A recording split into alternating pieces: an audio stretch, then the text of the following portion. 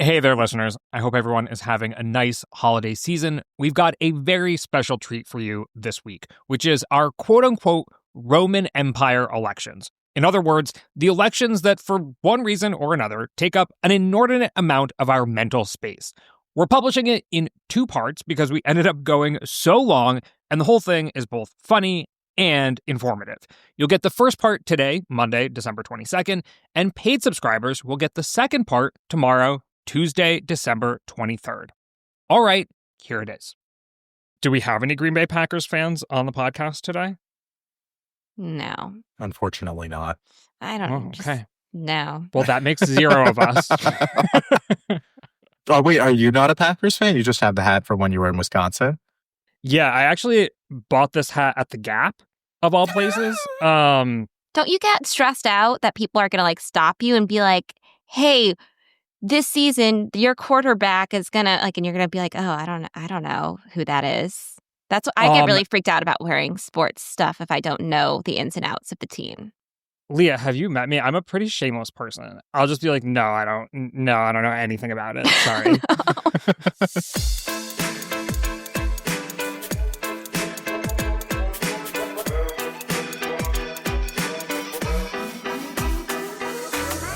Hello and welcome to the GD Politics Podcast. I'm Galen Druk.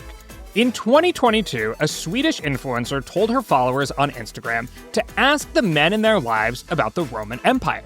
The instinct was that men, for some reason, have plenty of thoughts about it. And that turned out to be correct. The suggestion led to a proliferation of videos on social media of women asking men how often they think about the Roman Empire. For some men, it was daily. For others, weekly. This is the part of the intro where I admit that as a teenager, I got a large SPQR henna tattoo on my forearm, although technically those are the initials of the Roman Republic, not the Roman Empire, and with that distinction, I'm probably already telling on myself. In any case, a meme was born. And what began as a question of how often men think about the Roman Empire morphed into the idea that any topic that occupies an inordinate amount of one's mental space is one's own personal Roman Empire. For example, someone might say, my Roman Empire is 2003 era pop culture, or the Titanic. You can quickly fall down a Reddit rabbit hole where people share obsessions as wide-ranging as women's Bible study groups, or Chicago's alleyways. So now that I've got all of the boomers who listen to this podcast up to speed, hi Dad, you have the context for today's episode, which is Roman Empire elections. Not elections that happened in the Roman Empire, which again wouldn't be possible because the start of the empire marked the end of representative government, but instead, American elections that take up an inordinate amount of our mental space. Dear friends of the podcast, Leah Askarinam, Jacob Rubashkin, and I came up with this idea while we were recording a different podcast a while back. So today we're going to actually indulge. Here with me now is reporter at the Associated Press, Leah Askarinam. Leah, welcome to the podcast. Thank you so much for having me. It's such a pleasure. Also here with us is deputy editor at Inside Elections, Jacob Rubashkin. Jacob, welcome. Hi, Galen. So before we start with our election obsessions, does anyone want to share their own personal Roman Empire? Leah, Chicago's alleyways, does that sort of strike a chord with you? No, mine is probably, mine is Harry Potter, but it's not the movies, it's the books and it's the text specifically. And I just want to make that very clear that it's the text that I am. Do you mean the font of the texts? Or do you mean the fact that it's written? The story, the narrative. The narrative in the books. Anything about it in particular? Oh, everything. Everything. It's really, I think about it every day. Social interactions, politics. You want to get into sixth Harry Potter book and that first chapter or second chapter with the prime two minister, ministers. The two ministers. I think about the other minister. There it is. I think about that a lot. I think about resistance a lot. Being a Hufflepuff, is that okay? It's something I'm okay with. I can hear people yelling at me, read another book, but it is what it is. I can't help it. It's my Roman Empire. Okay, I think that's a great example of what a personal Roman Empire is. And now I'm just going to imagine every time you're up on the Hill reporting for the AP that you're just processing everything as Harry Potter interactions. I can sort. Elizabeth Warren takes the podium and you're like, okay, Hermione Granger. I have sorted so many senators and members of the House in my head, and I just realized that right now talking to you, that I've actually done that, and I didn't realize. I swear I did not realize it. Okay, until who's right a member now. of Slytherin? Oh, I can't do that. She's a nonpartisan reporter, guys. I mean, don't you kind Who's of the have to be... slughorn of the hill, right? The Okay. one good Slytherin. Don't you kind of have to be a Slytherin to be in politics? Like, you kind of have Okay, to good be response. a little cutthroat and ambitious. You're probably not a great politician if you're not at least a little Slytherin. I have to admit I haven't read all the books, so I can't really match you here. Oh my God, let's Sorry. stop. I can't do this right now. Okay, Jacob, what's your personal Roman Empire? So one of my personal Roman empires is actually an election that we will talk about later on in the podcast. My God. Two on the nose. Truly one that I do think about all the time. So that's one thing. You know, I would say the Napoleonic Empire for me was always something that was okay, well, hipsterish here. Like, it's not the Roman Empire, it's the Napoleonic Empire. No, like truly, I never thought about the Roman Empire growing up. I had a little Alexander phase. I was like very into Alexander as like a small child. But Napoleon is always where my interests have been, and kind of that turn of the century Europe. I went as Napoleon for Halloween in 4th grade. There's a great photo of me that is out there online because I put it there, of me in like the Napoleon hat and like a full uniform that my mom made me. So that's always been a big thing for me.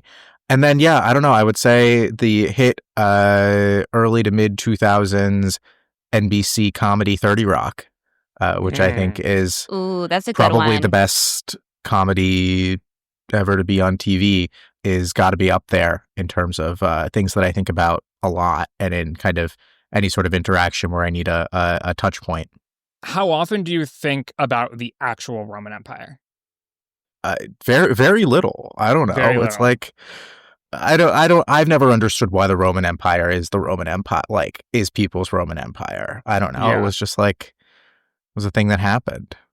I was going to say 30 Rock is probably up there for me too, now that I think about it. 30 Rock and Parks and Rec, like just on a day-to-day basis, like the number of times I want to be like, deal breaker or something. You know, it's just...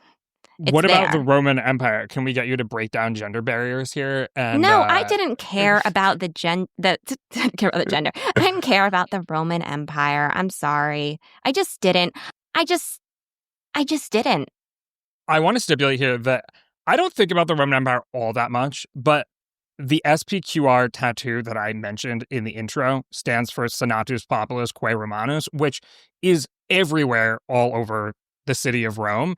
And I was living in Rome at the time. I don't even know that I was thinking that much about the Roman Empire. I think I was just, or the Roman Republic, excuse me. I think I was just excited about the place. So I don't necessarily identify as a man who thinks about the Roman Empire on a regular basis. Does it count that I had a necklace in like 3rd or 4th grade that was SPICE?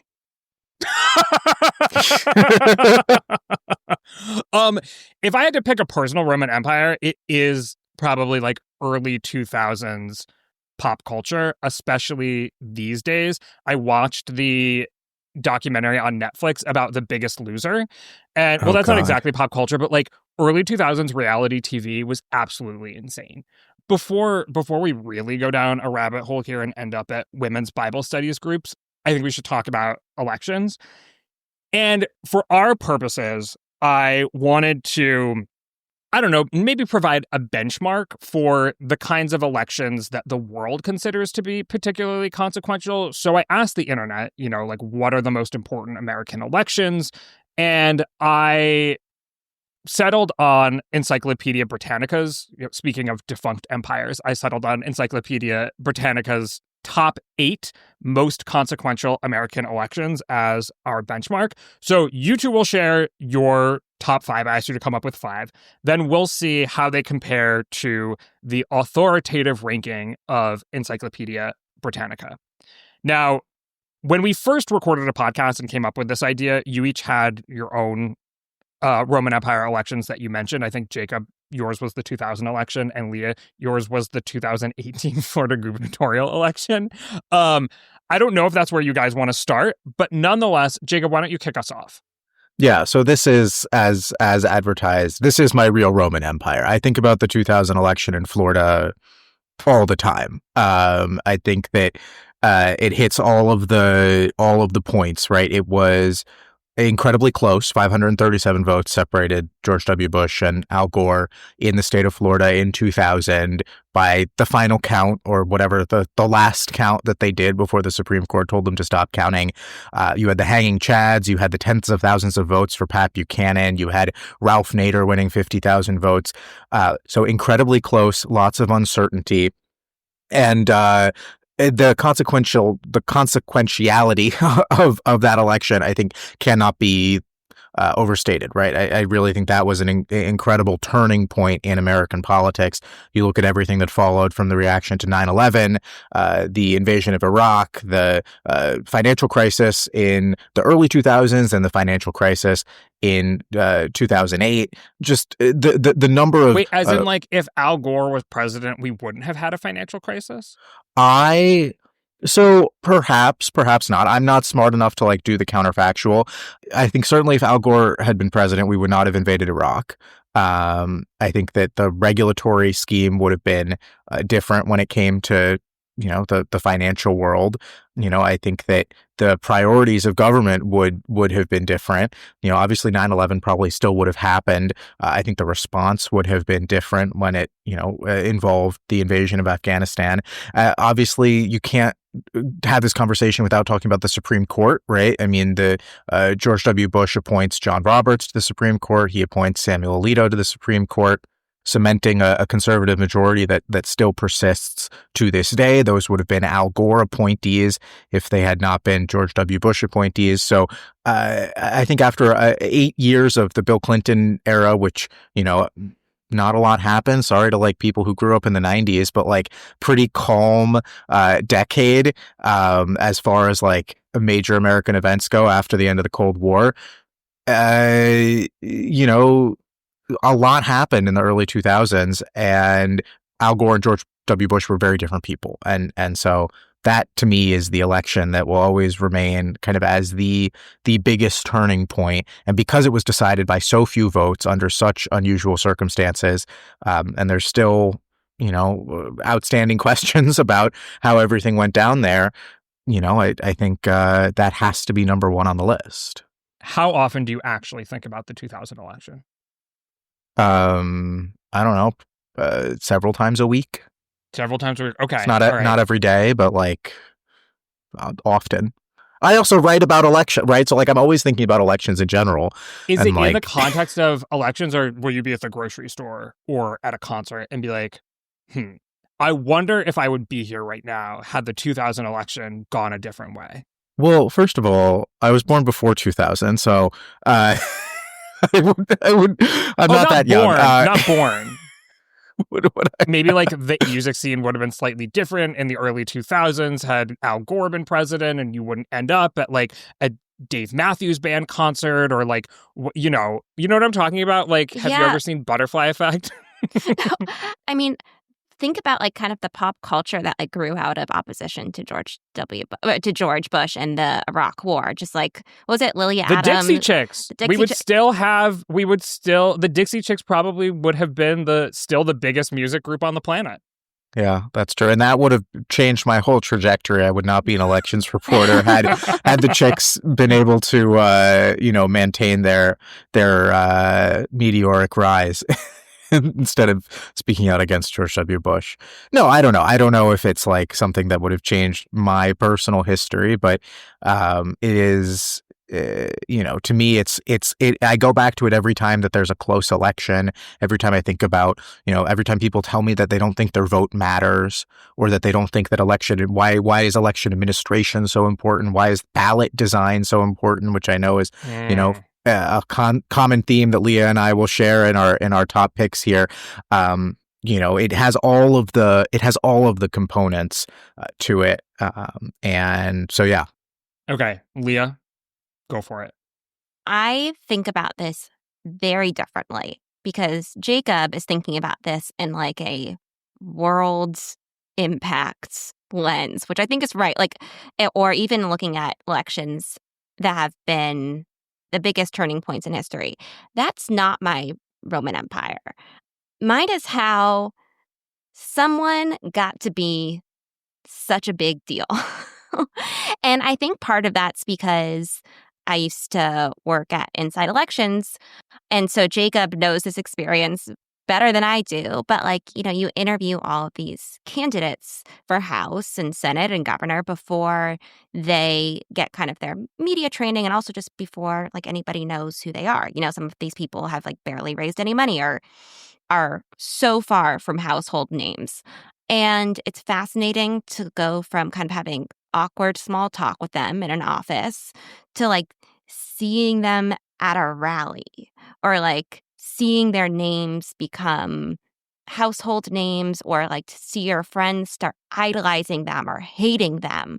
It's just fascinating to me. So that's pretty much the common thread in all of mine, or how did these people become such a big deal? And one of those that I think about a lot is Republican Governor Glenn Youngkin in Virginia, and how, again, his trajectory is still in process. He's been mentioned as a presidential candidate. So, time will tell whether this is a big, impactful kind of turning point, or whether this is just kind of a funny turn of events. Though, you can argue that he's already made a pretty big impact just in Virginia politics, or in state policy in Virginia, especially post-pandemic. So for that reason, I would say my Roman Empire election is a 2018 January state house race in Virginia, where there was a 10-point lead for one candidate, followed by a recount where the race was absolutely tied with the majority on the line for the state house. The election was actually in 2017. The results came out in early 2018 because of the recount. In the end, because there was a tie, they picked names out of a hat. And the name that they picked out of a hat, or a bowl, I think, was the Republican name. So now Republicans are in control in 2018 of the House of Delegates, right? There's the House of Delegates in Virginia. Obviously, that has its own kind of political, legislative impact. But let's fast forward a little bit. 1 year later, beginning of 2019. I have a sense of where this is going. And a photo is unearthed showing the governor, Democratic Governor Ralph Northam, wearing blackface in medical school in 1984. He tries to kind of quiet things down, holds a press conference, admits to actually once darkening his skin for a Michael Jackson costume. And then his wife appears to stop him before he can demonstrate that he can do the moonwalk. Calls to resign came from all over Democrats. And I know, we were around for this, just a little review. Some of the calls to resign came from, members of Congress, Jennifer Wexton, Don Beyer, and multiple Democrats who were running for president at the time, including then Senator Kamala Harris, Elizabeth Warren, Cory Booker, and notably Terry McAuliffe, who would go on to lose the governor's race against Glenn Youngkin just a couple years later. The reason why the coin flip is the election I think about is because the line of succession was what caused Ralph Northam to stay governor. The lieutenant governor, Justin Fairfax, ended up with his own Me Too issues, things that he vehemently denied, but accusers were coming out. The attorney general, who was next in line, Mark Herring, admits that he once wore blackface as a teenager. And then the next in line is the Republican Speaker of the House. And Democrats are not going to allow a Republican Speaker of the House to become governor. So the calls for Northam to resign just kind of fade into the ether. Northam finishes out his term and is obviously replaced by Glenn Youngkin, a Republican. And my question is, if that other name had been called, would Ralph in that Northam, state house election in the from state house 2017. election, would Ralph Northam have resigned? And if so, would that person, like what would have happened in the 2021 governor's race? Because it was a close race with Terry McAuliffe. It was less than 2 points Yeah. margin. And I think a Republican probably would have won that race anyway, just because that race usually goes the opposite of the presidential race the year prior. But it was close enough, and Virginia had been turning blue, where I do wonder if a different candidate had been there, if they had started with a clean slate, or even if it just had been somebody who wasn't Terry McAuliffe, who was so seen as someone so closely tied to kind of the establishment administration, if there would have been a Republican governor, Glenn Youngkin. So it went blackface, sexual misconduct, blackface, Republican. If it had gone blackface, sexual misconduct, blackface, Democrat, then there's a world in which Glenn Youngkin never becomes governor of Virginia. Theoretically, hypothetically, maybe. And I think about that a lot because Glenn Youngkin is so frequently talked about as this super talented politician whose evidence of being able to overcome the partisanship of a state. And I don't necessarily disagree with that. It's just he also benefited from the right name being called or being pulled out of a bowl. And that is politics. That is just how it happens so often. And I think about that all the time. Today's podcast is brought to you by GiveWell. When you give to a nonprofit, how do you measure success? You'll hear a lot about things like low overhead costs and efficient fundraising, but what about the actual impact on people's lives? GiveWell focuses on that impact. They spent more than 70,000 hours on research to help donors fund highly cost-effective programs that save or improve lives the most per dollar.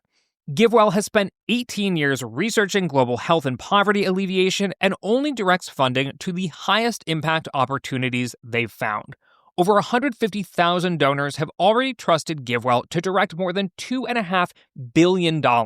Rigorous evidence suggests that these donations will save over 300,000 lives and improve the lives of millions more. You can find all of their research and recommendations on their site for free, and thanks to the donors who chose to sponsor their research, GiveWell doesn't take a cut from your tax-deductible donation to their recommended funds. To make a tax-deductible donation today, go to givewell.org and pick podcast and enter GD Politics at checkout. Make sure that they know you heard about GiveWell from GD Politics, so go to givewell.org and pick podcast, then enter GD Politics at checkout. Again, that's givewell.org to donate or find out more. Okay, so now it's time for Encyclopedia Britannica to come onto the scene. Their most influential election in American history, 1789, the one that started it all. I can hear Jacob's eyes rolling.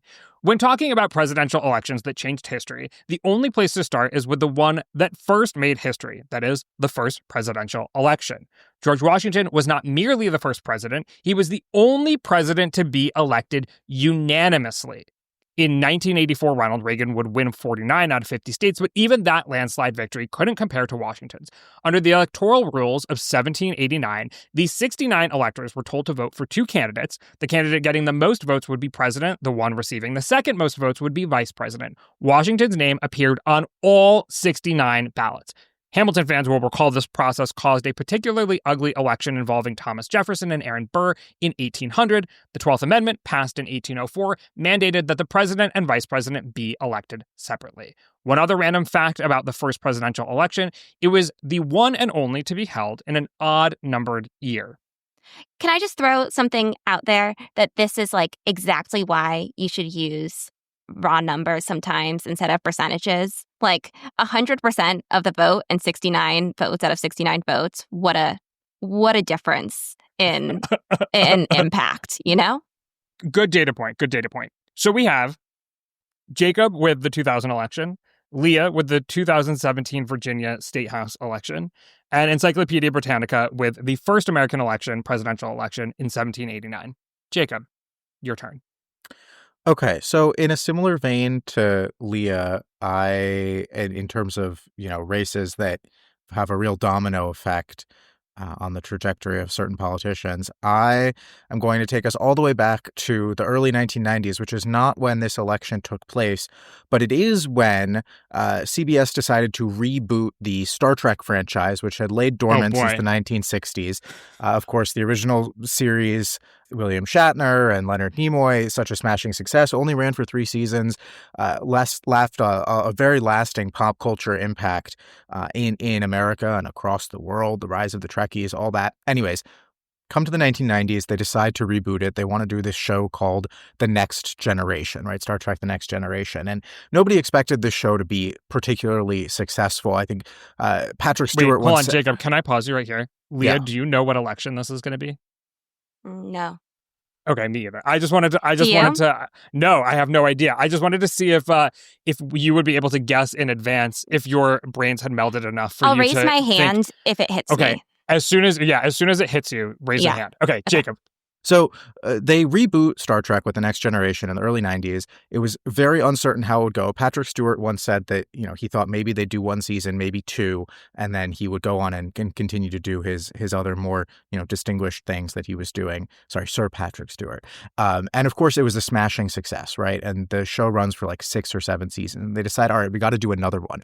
So they do Star Trek Voyager. And they cast in Voyager an actress named Jeri Ryan as a character named Seven of Nine, who is kind of she's part of the Borg, but then she escapes the Borg. And Jeri Ryan at the time was married to an investment banker named Jack Ryan. But the stress of the production schedule and the traveling for Star Trek Voyager put a real toll on their marriage. And they ultimately ended up getting divorced in 1999. Now, their divorce records were sealed, which is important. We'll come back to this. Flash forward 5 years.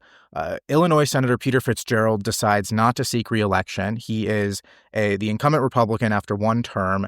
Leah's got it. His decision not to run for re-election kicks off wide open primaries on both sides of the aisle. There was a former former Republican governor who was very popular who decided not to run. Carol Moseley Braun, who was the former Democratic senator who Fitzgerald had beaten 6 years prior, she decided not to run either. So you had big primaries on both sides, right? And Jack Ryan, the investment banker who had been married to Jeri Ryan, wins the Republican primary, spends some of his own money, and is considered this like young rising hotshot in the Republican Party. Illinois is still a very competitive state at this point. The Democratic primary also wide open, but the front runner is a guy named Blair Hull, who is a multimillionaire, sold his business for hundreds of millions of dollars, big Democratic donor. He pours in $30 million of his own money into this Senate primary, which in 2004 was a ridiculous amount of money. I mean, it's a ridiculous amount of money now, but it was even more ridiculous back then. However, there is a state legislator and failed congressional candidate, community organizer by the name of Barack Obama, who is also running this campaign with political maven David Axelrod by his side out of Chicago. And in the final 3 weeks of that race, Obama launches a statewide TV campaign that boosts him above Blair Hull in the polls, despite not having as much money. And Barack Obama wins the Democratic nomination by a significant amount over Blair Hull. So now Obama is in this tough election against Jack Ryan, the investment banker, Republican nominee. And they're going at it. Illinois is very competitive, right? Again, is still not the kind of Democratic bastion that we think of it right now.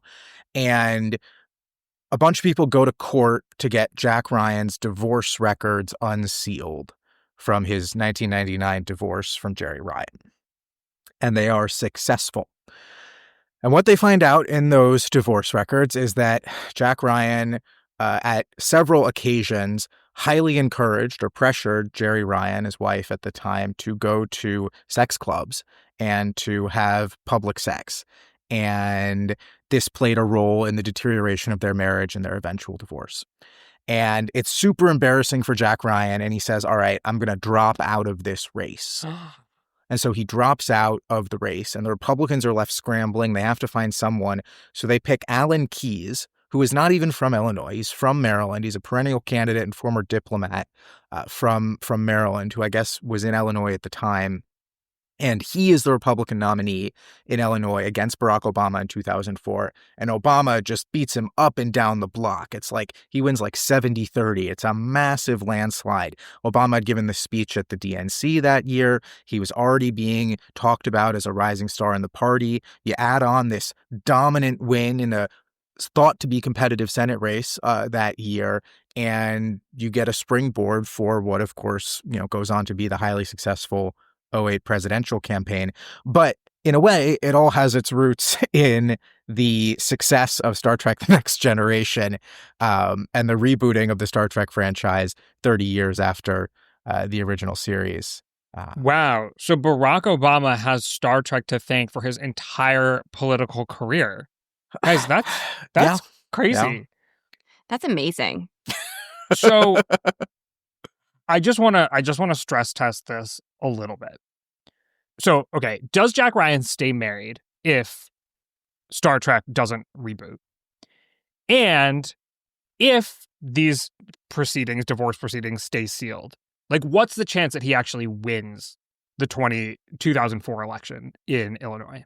So let's see if we have polling from the general election from before he dropped out.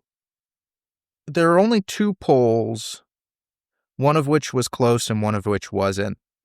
There was a Rasmussen Reports poll that had Obama up 8 and a Chicago Tribune poll that had him up 22 prior to him dropping out. So that was not particularly close, but those polls were in May of the election year. So very much, earlier than, still pretty early in the process. I don't know if Jack Ryan would have won, right? I mean, I'm not saying that he would have won if he had remained in the race. I think Obama had a decent shot at winning, regardless of what happened there.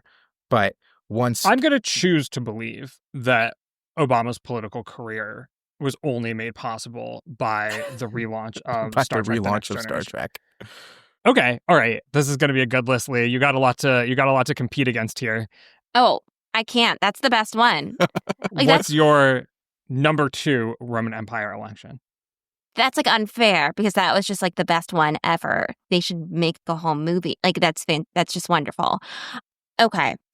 I'm going to go with, this is going to sound so lame following up. I feel like I should go with one that's not even my Roman Empire, but just another one that's interesting. But I'll stick with what I wrote down and what we discussed last time, which was the 2018 Florida gubernatorial Democratic primary. You do talk about this race all the time, so I don't. Wait, do I really? Yes. Wait, when do I talk about it? Like every couple of months, you're like, I can't believe Bill Nelson didn't run Spanish language ads until 2 days before the election. So it really After this episode, this podcast is never beating the Spectrum accusations, and I say that with so much. I know. Well, because okay. I won't go through the entire narrative. This will be the rest of mine don't have long narratives. This is just my only other one that has some narrative quality to it. So for those of you who do not talk about this every few months, really, it's good to ask people what they think of you occasionally. Or you should just ask people what do you know me for? What's something I bring up a lot? Because I'm learning a lot about myself. So 2018, the governor's race in Florida, former Congresswoman Gwen Graham, the daughter of a former senator and governor, was seen as the front runner to win the Democratic nomination.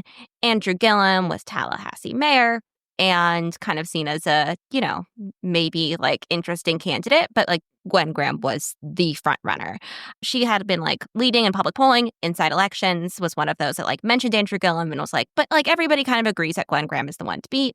In the end, she ends up losing that primary with 31%, and Andrew Gillum gets 34%. Now he's about to face Ron DeSantis, who is in the House, kind of seen as a right-wing member of Congress, but a House member, not yet the national figure that he will soon become.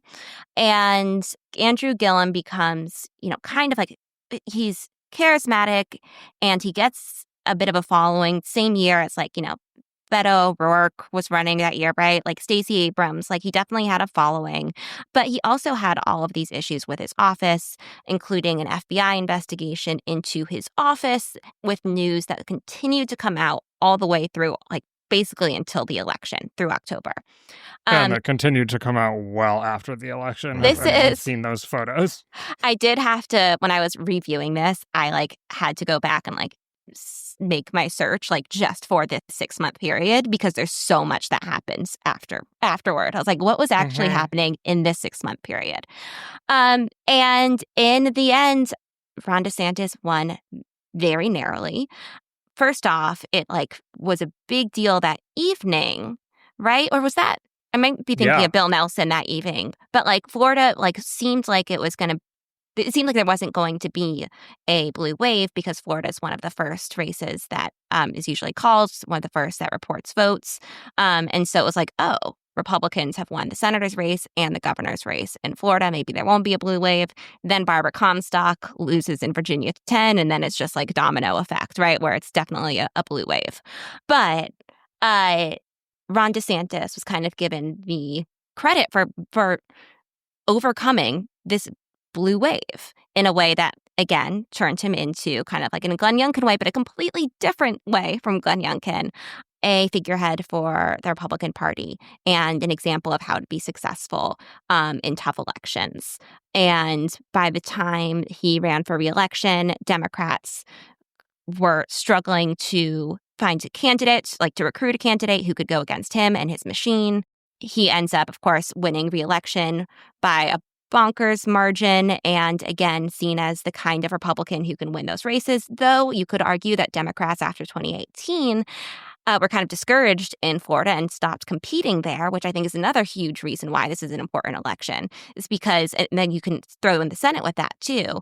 Yes, Florida has had major demographic kind of political changes, but you could also argue that Democrats were so demoralized by Florida, they stopped prioritizing it, this perennial swing state, and all of a sudden it's they're talking about Texas first as a potential swing state in the last presidential election. So I think it's possible that if Gwen Graham wins that primary, she wins the general election, and Ron DeSantis does not become the figurehead who eventually goes against Donald Trump in the presidential primary. But I think probably more importantly, it was the beginning of Democrats ceding Florida, which is obviously changes their electoral map for both the Senate majority and the presidential race for years to come. Jacob, in your opinion, if Gwen Graham wins the 2018 Democratic gubernatorial primary, is Florida still in play in presidential elections today? I think so. I do. Ooh, I agree with. I agree with Leah. All right. I've been indoctrinating him for years with this I know. argument. Apparently, it's subtle, just slipping it in every couple months. I really do think so, because I think a couple of things would have happened. I think that so she wins. Florida is a battleground in 2020, right? I mean, Trump wins Florida by around 3 points, which it's one of the few states he does better in, but it's still highly competitive. But I think that there's more Democratic investment there. I think when you get to redistricting, right, you don't get the Republican gerrymander that we saw actually play out. So you have, probably 4 to 6 more competitive House races in Florida that Democrats are invested in. They invest in the 2022 gubernatorial race because they're defending an incumbent. The problem that Florida has is it's so expensive that once Democrats began to lose their grip, they just cut their losses. I mean, there was no motivation to put the kind of resources into the state that would be necessary to bring it back into the fold. And if you had a governor who was a standard bearer for your party there, I think those resources would have come. I'm not saying that Gwen Graham would have been a good vice presidential nominee for Joe Biden, but I think she probably would have been if he had wanted to go that route. Biden was pretty close, I believe, with her father, Bob Graham, who was governor in the 1990s. I think that changes the whole trajectory of Florida. You don't end up with kind of the free state of Florida. You don't have the migration to Florida of people from Democratic states looking to move to a state with a strong Republican governor and legislature. I think that's an enormously consequential election result for the trajectory of the third most populous state in the union. So does everyone instead move to South Dakota and Kristi Noem becomes the governor of the free state of South Dakota? Like where, I guess everyone just moves to Texas. That version of events. Okay, you guys are really going to love what Encyclopedia Britannica has to offer now. Can we guess? Yeah, you can absolutely guess. Is it 1860? I'm going to guess 1800. Okay. You guys split the difference between you two. It's 1824. They say, how exactly was the will of the people reflected? Trying to be interesting there. All right.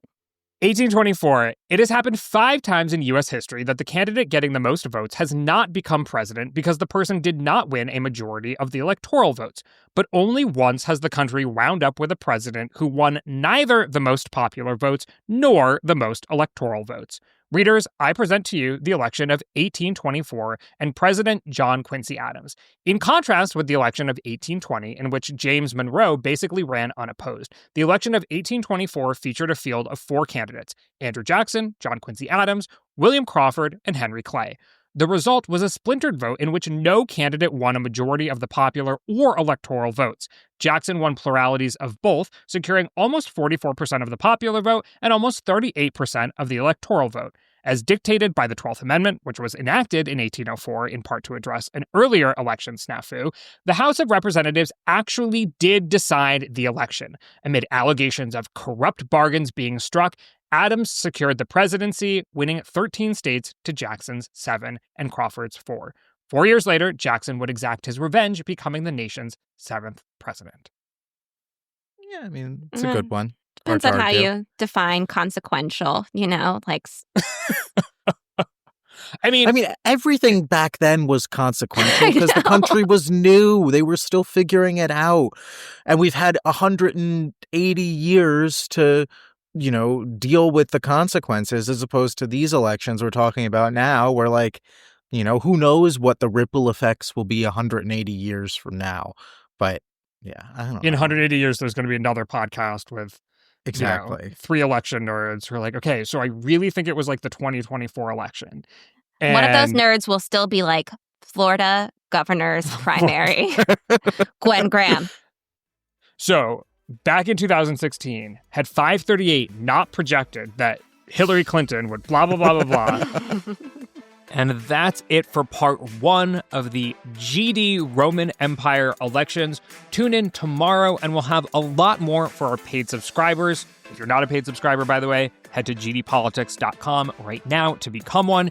You can look forward to the selection of Andrew Johnson at the Republican convention, who ended up taking the oath of office blackout drunk, the story of the only dead person in U.S. history to win a Senate race, and how the Republican Party might be different today if Mitt Romney won the presidency in 2012. So tune in tomorrow, December 23rd, for that. For now, happy holidays. I'm Galen Druk. Thanks to Jacob Rabashkin and Leah Escarnam for joining me on this episode. Remember to become a subscriber to this podcast at gdpolitics.com and wherever you get your podcasts. Paid subscribers get about twice the number of episodes. You can join our paid subscriber chat and pass along questions for us to discuss on the show. And you ensure that we can keep making a podcast that prioritizes curiosity, rigor, and a sense of humor. Also, be a friend of the pod and give us a 5-star rating wherever you listen to podcasts. Maybe even tell a friend about us, your family when you're home for the holidays. Be like, hey, listen to the GD Politics podcast. In any case, thanks for listening, and we'll see you soon.